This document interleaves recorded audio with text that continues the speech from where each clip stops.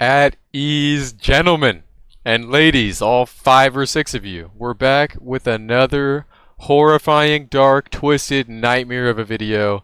We went places where no man before me has ever went. I'm talking Lewis and Clark, Columbus, Vespucci, Magellan shit. We went deep and dark into the simulacrum. We ran 100 of these motherfuckers, and we got some numbers for you. So if you want to invest in this, trust me when I say it's worth it. I'm not going to give you the numbers right away, and I'm not going to timestamp that shit, because then you won't watch the video. But this is just a little intro. Oh my fucking god. This was really easy, actually. In terms of difficulty, it just took a lot of fucking time.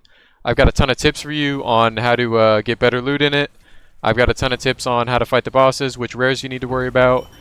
And we got tips from all of the viewers from the awesome ass Twitch stream that we've been running, and they've given us some advice on how to run it better with their characters, because not every character can do this that well. A lot of them struggle, and we got pro tips for all of you. So this is just a little intro. I hope you guys enjoy. Share the video, drop a comment, drop a like if you do. If you learned something, let me know in the comment section. Let me know how difficult it is. But yeah, again, all these are tier 4. We've got all the loot, all the data, and we've got an Excel spreadsheet. And in the spreadsheet, you guys can copy it, make a copy of your own, change whatever values you want, and you can type in your investment and how much you make at the end, and it'll spit it out for you in pretty numbers. But yeah, thanks again for all the support in the last video. That was really fucking cool. And huge, major, big shout out and thanks to everybody that's been in the streams lately. We've been streaming every day. 2 days in a row. But we've been streaming every day, and the turnout is fucking insane, and you guys are super supportive. So I'm gonna get this out of the way, and we're gonna get into the info. But yeah, enjoy. Thanks, guys. Alright, let's get into the fucking meat and potatoes. I've got a dog shit script in front of me, and I've got some energy, so let's fucking go. Intro's out of the way.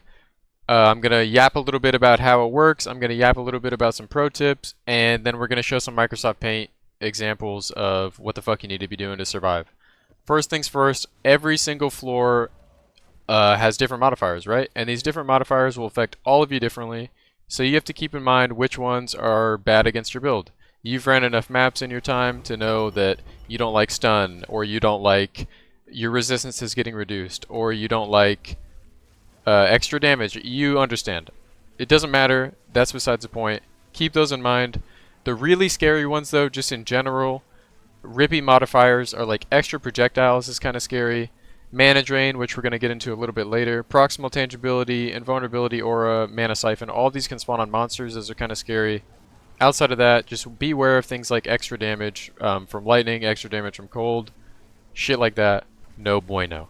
Also, sometimes this certain elite will spawn, and this motherfucker is dunking on your head. I'm talking Escalade from an And One mixtape, Shaquille O'Neal, fucking Ja Morant from half court, and he'll dunk on you, and it does a lot of fizz damage, and it will stun the fuck out of you. If you don't have stun charms, he will stun your stupid ass, and you'll be sit there looking like a fucking idiot. Like, you'll get surrounded really quick, and if you're not doing a consistent damage spell like Spark, it's gonna hurt like shit.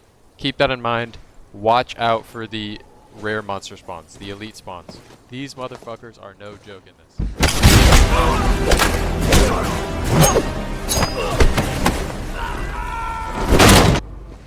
And sometimes you get the little dive bomb fuckers, and they dive at you, and they pop. And when they pop, if you have modifiers that make them do extra damage, that little explosion they put on the floor will hit you really fucking hard. So just beware of that. Also, general tip, I'm going to mention it again later in the Microsoft Paint shit. The second you see boss HP bars spawn at the top of your screen, just do a roll. It keeps you safe. The likelihood that it's going to fuck your damage up in any real meaningful way is really low, but just roll. Also, I could not do this shit alone. I had to buy this motherfucker. This little bastard sat here and got electrocuted for however long it took me to run 100 of these, and that shit took me a fat minute. And yeah, so I had to get this little bird. I had to spend $50 on some fucking quad tabs to store all this shit to save you the time so I could make this fucking spreadsheet. And yeah, I'm $50 in the fucking hole for these simulacrums. And the #1 comment that wants to name this little fucker, I'm never taking him off. He's been through some shit with me. If you want to name this dude, hit the comment section with what we think we should name him. The one that has the most likes will be his name forever. That's just a TLDR. Now we're gonna jump into a little montage. I might already have the montage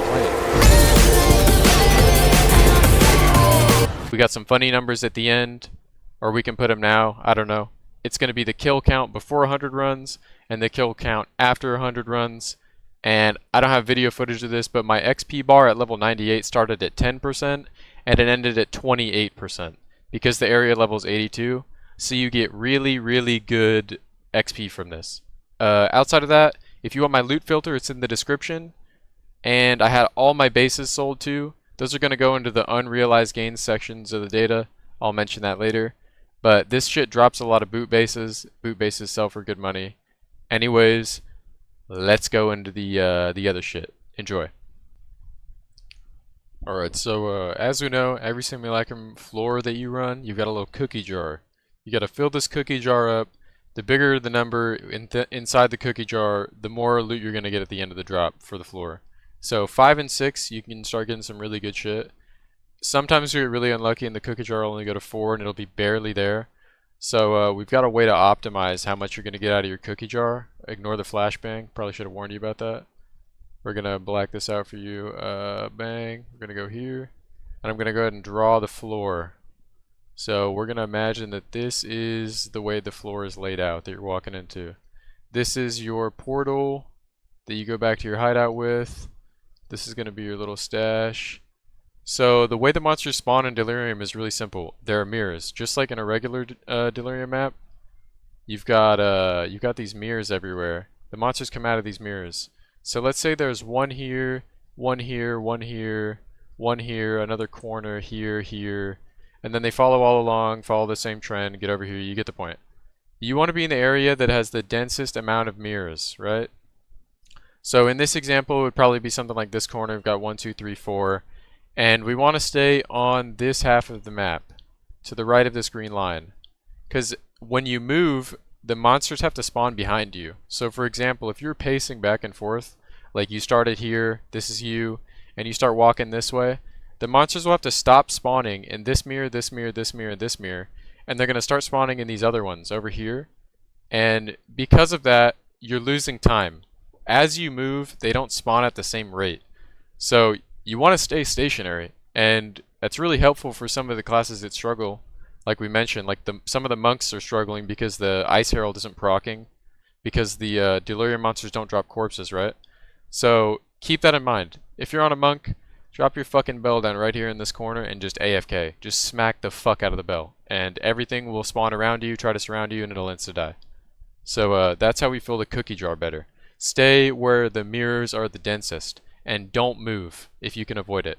Because, again, the more you move, if you keep walking this way, and then you pace back and you walk this way again, you'll decrease the amount that spawn because they got to keep up with you, right? And they're running to you, and the trial is in a fixed amount of time. Every floor is a fixed amount of time before the boss spawns, and a fixed amount of time before it ends. It does not go off how many monsters you kill.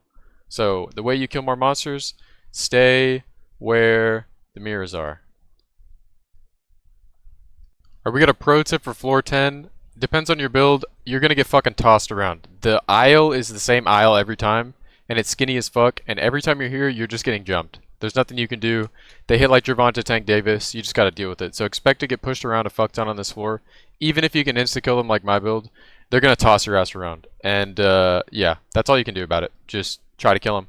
Just a little tidbit on what characters do well in this and what you can do if your character feels like shit doing these. This is from my chat, so all these are anecdotes. People told me their budget, what character they play, what skills they use, and whatnot. A 10 div Comet Spam Infernalist can do tier 4, so a budget of 10 div. A 70 to 100 div budget P-Conch can do it. Shattering Conch can do it. Ranger, that is. A 10 div Gemling, if it's got a bell, can do it. A Monk, if it's got a bell, can do it. Just about any. Monks are fucking broken. But the main issue for the Monk players that I read in my chat, the ones that didn't have bell, that was, is they're all using Herald of Ice. And there's an issue, I might have mentioned it earlier, and I'm going to mention it again. The Delirium mobs are ethereal, and they fade away when they're killed. That means that they don't drop corpses, and they can't be shattered, so the chain never starts for the Herald of Ice. So keep that in mind. If Herald Device is your like #1 source of damage, you might need to drop a bell in the corner and just smack the fuck out of it with some electricity. But keep in mind, Herald Device does not work against delirium mobs because they do not drop corpses. So your chain will not start and it won't pop the whole screen. But outside of that, test it. So many builds can do these. You know your character strength better than I do. I'm just throwing shit at the fan here and just throwing it out there. If you're one of those builds that I mentioned, you can do it. But obviously Spark fucking destroys this content.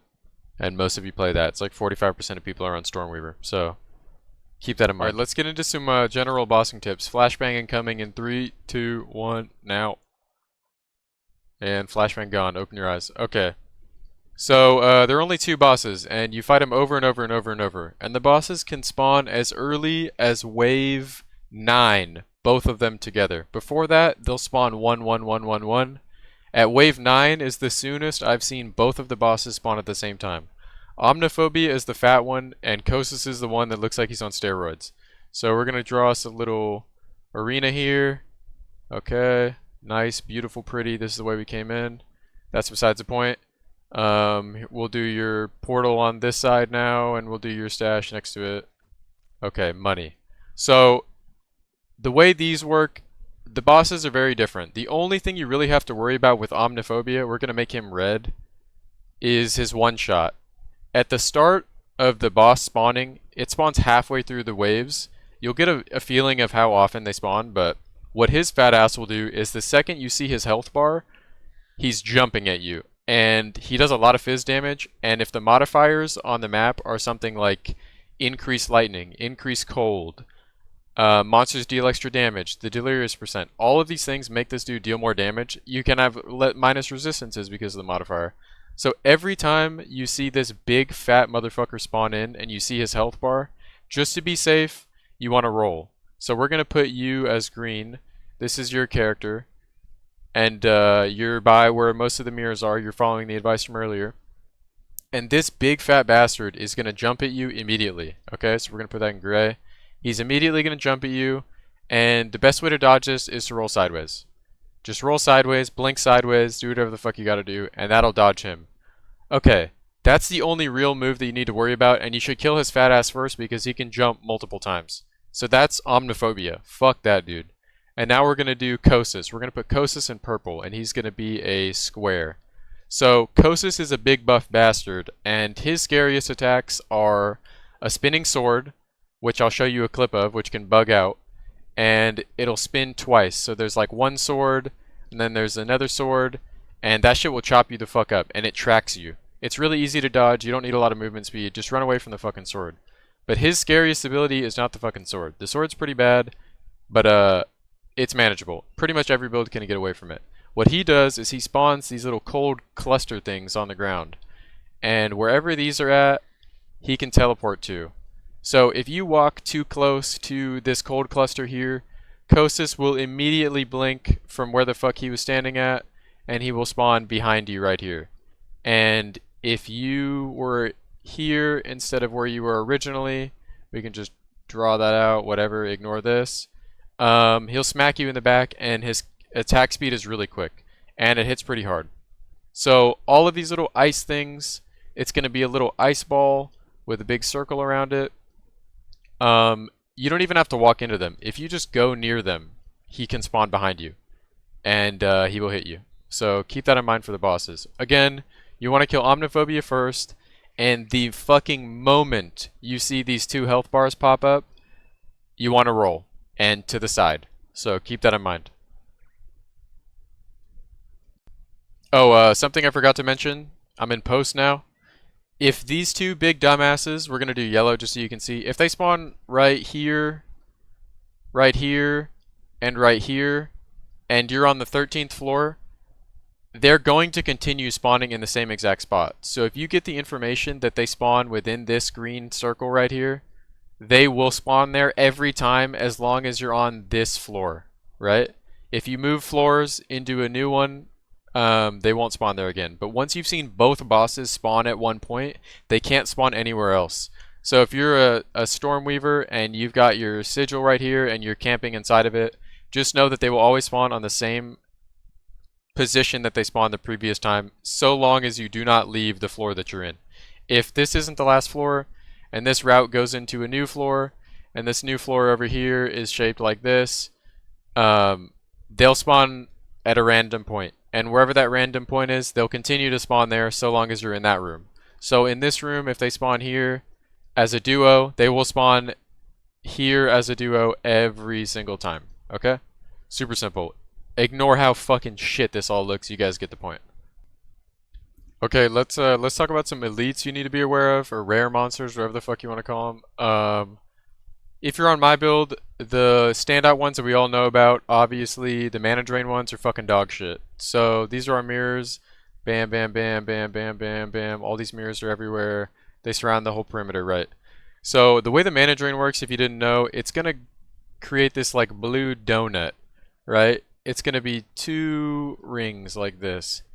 This little outside line right here is where you're getting mana drain from. So if I can drop a bucket of paint in that. Okay, beautiful. Look how fucking good that looks. Holy shit. Everything inside of the donut hole, all this yellow area here, this is all safe. You don't get your mana drain from here, okay? And what do monsters do the second they see you? They run at you. So if this is you, and you're being a good boy, and you're staying where all the most mirrors are, like we mentioned earlier, this mana fucker is going to sprint at you as quick as it can. And if it's one of those little dive bomb bastards, he's going to get there pretty quick. So the last thing you want to do is run away from this ring, because if you get caught in the ring, you're going to lose all of your mana. So you want to avoid this blue outer circle like the fucking plague. And you're safe everywhere that isn't in that blue circle. All of this is safe, all of this is safe, all of this is safe, all of this is safe. And if you play melee, or your build is tanky enough, you can just get inside the donut. Literally just go inside the donut, and your mana will not get drained. Outside of that, proximal tangibility, aura, or proximal tangibility is really fucking cringe. If you don't know how proximal tangibility works, the monster is only tangible enough to take damage if you're near it. So ignore all this shit we drew. We're going to do a proximal tangibility mob.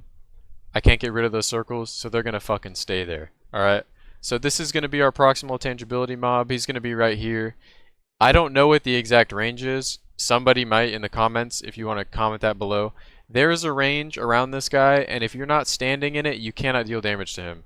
So for example, you could be in this corner, and you're casting your sparks, and they're going across the map, and they will never damage this guy.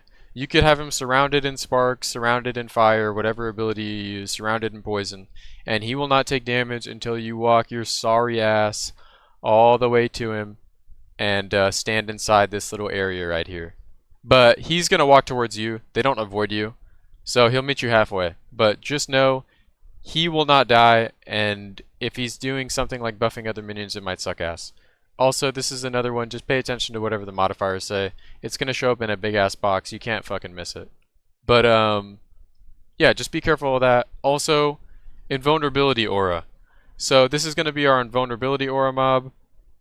They usually have a gold crested circle on the ground with like little fucking seance symbols above it. Like, it looks like some demonic shit. These fuckers will keep everything outside of them invulnerable. So they're not invulnerable to damage, but every little monster that spawns that's in their radius, which is some arbitrary fucking circle that nobody knows, all of these guys will be immortal. So if you don't kill him, all of these will be immortal. And it's not just, it is just within his aura, so the best way to get rid of the invulnerability aura, guys, is to just get as close to the monster as possible and insta-kill him. Because it can get kind of out of control. Depending on the modifiers, obviously. And yeah, that's it for the rare monsters. Those are the 3 main ones that you need to worry about. Also, you know your build better than me. There might be some that I haven't thought of. Drop them in the comments so other people can learn. But those are the only ones that you really need to worry about that are super, super bad. Alright, let's get into these numbers. We've got a flashbang incoming. Also, this Excel spreadsheet, I might have mentioned it earlier. I'm going to be able to send you guys a copy of this. It's going to be in the description. You can type in all your own numbers. All of these little gray bars you can click into. But these are my profits. So my initial investment over here, at the time that I purchased these, I spent 8,900 exalt. That was 30.27 divine. The rate has changed. At the time that I bought these, a divine was worth, I think, 290. I don't remember. 298, some bullshit like that. There were 304 now. The simulacrums were 89 exalt to cost. I bought 100. 89 times 100. We get our number over here. Beautiful. Okay, this is where the money is at, right? We've got our all of our distilled emotions. These are all really good. They're all varying in cost, and the ones that are really dirt cheap, like these ires, you drop a fuck ton of. We've got the numbers here. We know how many we dropped. 3,669 of them. That turned us into 917 exalt. You get the point. We got a bunch of maelstrom flasks. We dropped 7 of them. Money, cash money records. Let's fucking go. Got a bunch of skill gems. The spirit gems are also crazy bread. The spirit gems sell for multiple div, 6 to be exact. Ton of exalt from those. Ton of exalt from the maelstroms. We got a bunch of isolations. Those actually dropped really hard in price while I was running these, but those also give you a ton of exalt, results in a lot of div. And then raw divine drops, we got 19 out of 100 runs. My rarity is 93%, if you were curious, 93%. That's not affecting all of these though. As far as I know, it doesn't even affect the divine orbs. From what I've heard from my chat, a lot of people run these as well. The divine orb rate is unaffected, and it has to do with the floor loot. And it's not about what you kill and what your rarity is. Unsure of that, 50-50 on it. Also, unrealized gains. Megalomaniacs are impossible to price. These struggle scream simulacrums, or the struggle scream amulets, pardon me, sell for a div. But the people that are buying them are scammers, and they're using them to scam people that are trying to buy unID'd Astromentus. So if you want to sell these for a div, just keep in mind you're selling it to a guaranteed scumbag, because they're valueless, they're worth nothing. But if you're really poor, and you want to contribute to something evil, I can't stop you. But the struggle screams sell, so you shouldn't leave them on the floor if you like to contribute to evil shit. Outside of that, stellar amulets and sapphire rings, all the gambling addicts love these. We got 3 of each. Those sell for a decent amount. If you actually stack these up, you can sell them for more money in bulk. That's up to you. And down here we've got some drop percentages for the maelstrom. The drop rate is 6% at tier 4. If you do tier 2s, it's actually greater, but you'll drop less of this shit up here. You can't drop level 20 spirit or skill gems in tier 2s because the area level is not 82. So keep that in mind. But tier 2s drop the flask more often, but everything else is reduced. In tier 2 also, the reason it's dropping the flask more often is because you can't get megalomaniacs or struggle screams in tier 2. So tier 2 and tier 1 have greater maelstrom drop rate. If you just want to get the flask, and that's the only reason you're watching this video, tier 2, tier 1 are your best bet. You might even be able to run tier 0. That's not something I'm sure of. I've heard you can, but I don't want to say in this video that you should because I don't know for certain. But at the end of all this, our divine profit, or the divine that we made with the ratios that we got, was 105. So we essentially got a divine and some change every single run we made a divine. And it did not cost us that. You subtract the cost from what you originally ran, and I walk away with 75.55 divines, and that's taking into account what my initial investment was and the price of div fluctuation. So fuck yeah, boys. We went crazy. This took me so long to put together with my homie. He doesn't want to be shouted out in the video, but he's a good friend of mine, and he threw this all together. And I'm going to have a link in the description. You can copy it. And for example, this is really cool down here. I touched on it for a second. You could type in how many runs you want to do, and you can see what your chances are. So say you want to run 53 of these. You click outside of the cell. It'll tell you the probability of dropping no flask in your amount of runs, right? That would be 3.77% of not getting a single flask. And it'll show you the probability of you dropping the flask in the amount of runs that you type into this bar here.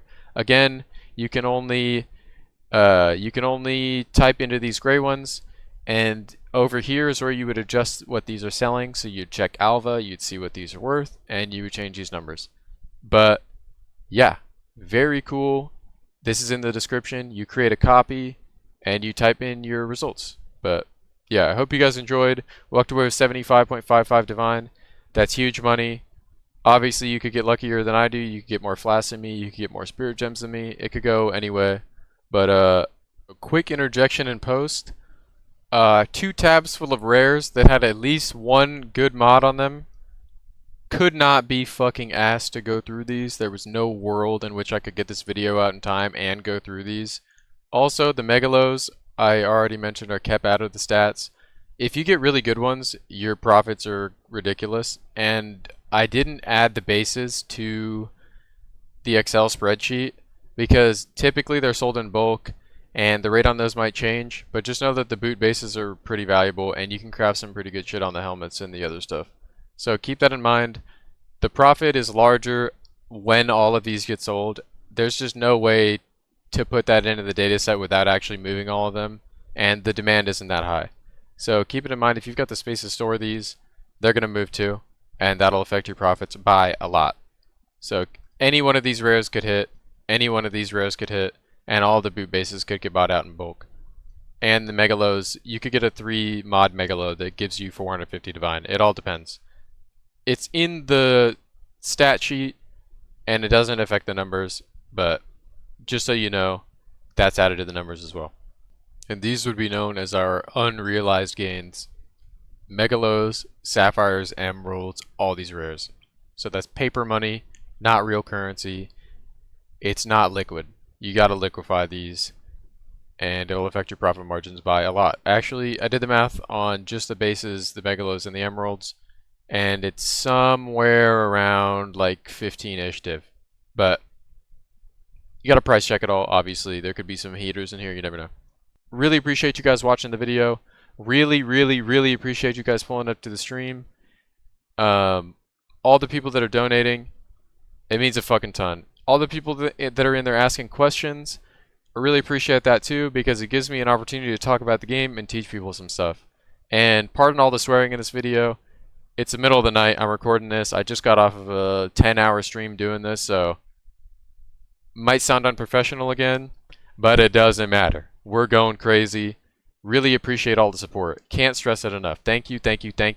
Please keep showing up to the streams. Please keep asking questions, even if you think they're silly. Somebody else that's watching that stream 100% does not know the answer to what you're asking. At least one other person.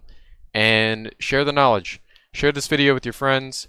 Everything you learn about the game from watching my videos, teach it to somebody else, pay it forward. We're all getting better at this game. And I'm looking forward to that new league. Wow. Also, next video is going to be a banger too. So drop by the stream. Links in the description. My loot filter, my build, my previous build, all that is in the description. Everything you need in the description. My price checker in the description. Let's go, boys. Thank you guys so much for tuning in. Really appreciate it. And it's been a fucking honor. It's been an honor. You suspect. Yeah, you. I don't know what your reputation is in this town. But after the shit you tried to pull today, you can bet I'll be looking into you. Now, any business we have heretofore, you can speak with my aforementioned attorney. Good day, gentlemen. And until that day comes, keep your ear to the grindstone.